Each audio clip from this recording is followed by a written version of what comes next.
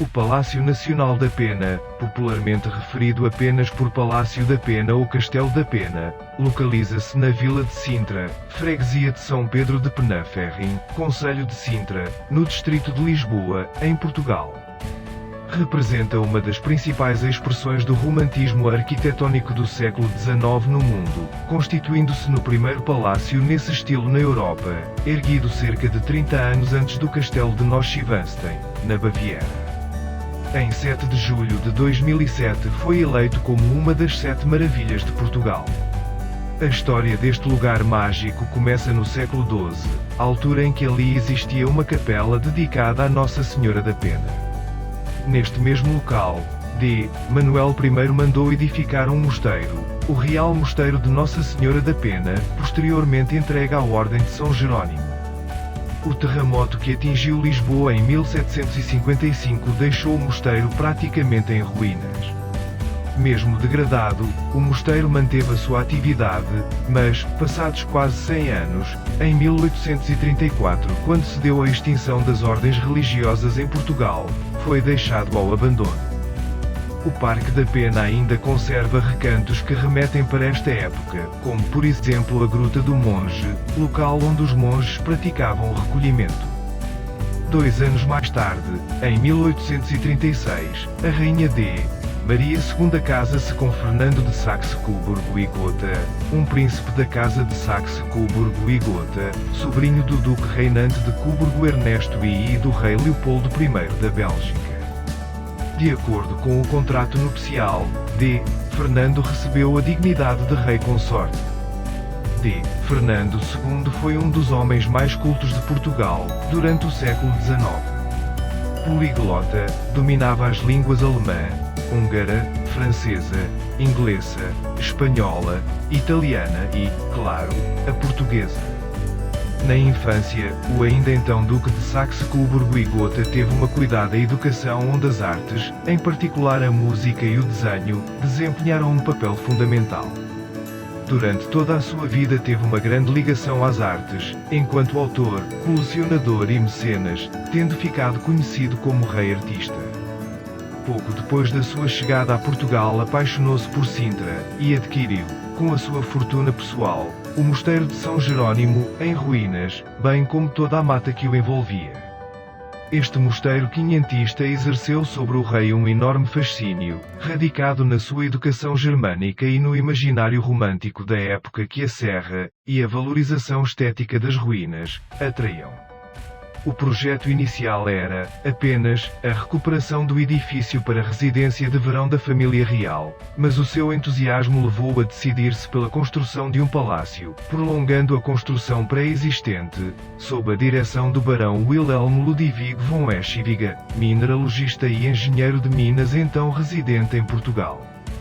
O edifício é circundado por outras estruturas arquitetónicas que apelam ao imaginário medieval com os caminhos de ronda, torres de vigia, um túnel de acesso e até uma ponte levadiça.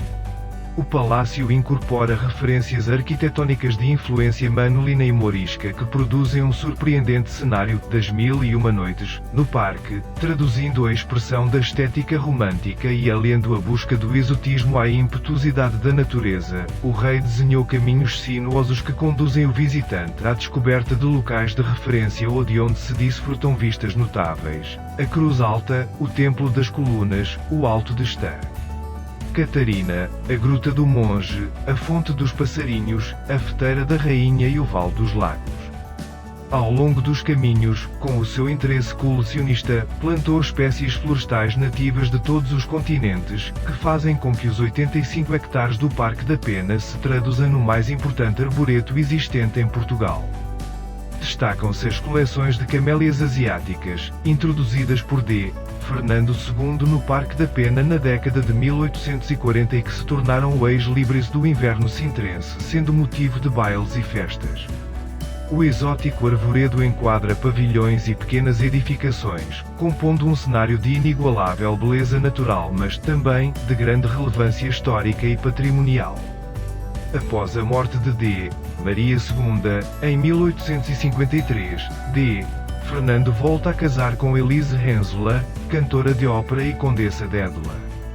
juntos construíram o Chalet da Condessa d'Edla, situado no Parque da Pena. É uma construção de 2 pisos com forte carga cênica, de inspiração alpina, que mantinha uma expressiva relação visual com o palácio. A segunda fase de ocupação da Pena pela família real é marcada a presença do rei D. Carlos I, 1863 a 1908, e da rainha D. Amélia de Orleans, 1865 a 1951. Estes monarcas irão habitar o palácio durante parte da época de verão, antes de passarem também algum tempo na cidadela de Cascais. O seu filho, D. Manuel II, também passou largas temporadas neste palácio, onde manteve e os seus antigos aposentos de infante no piso nobre do Torreão, ainda que utilizando os antigos quartos do pai no piso inferior do claustro para funções oficiais. É no Palácio da Pena que D. Amélia é surpreendida pela proclamação da República, a 5 de outubro de 1910, de onde sai para Mafra para se juntar à sogra, D. Maria Pia, e ao filho, D. Manuel, indo embarcar na Ericeira no iate real D. Amélia rumo a Gibraltar.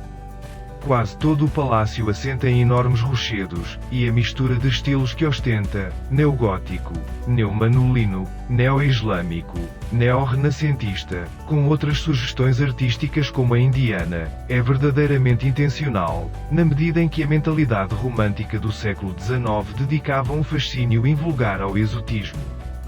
Estruturalmente o Palácio da Pena divide-se em 4 áreas principais, a couraça e muralhas envolventes, que serviram para consolidar a implantação da construção, com 2 portas, uma das quais provida de ponte levadiça, o corpo, restaurado na íntegra, do convento antigo, ligeiramente em angulo, no topo da colina, completamente ameado e com a torre do relógio, o pátio dos arcos frente à capela, com a sua parede de arcos moriscos, a zona palaciana propriamente dita com o seu baluarte cilíndrico de grande porte, com um interior decorado em estilo catedral, segundo preceitos em voga e motivando intervenções decorativas importantes ao nível do mobiliário e ornamentação em geral.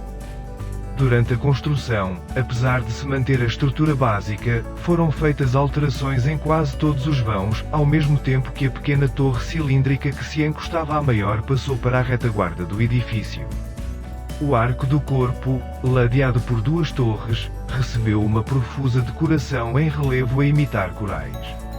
Sobre ela, uma janela, a bow window, recebeu na sua base, também em relevo, uma figura de um ser híbrido, meio peixe, meio homem, saindo de uma concha com a cabeça coberta por cabelos que se transformam num tronco de videira cujos ramos são sustentados pela enigmática personagem, relembrando propositadamente o homem barbado da janela da sala do coro do convento de Cristo em Tomar, transformado aqui num ser monstruoso de carácter quase demoníaco.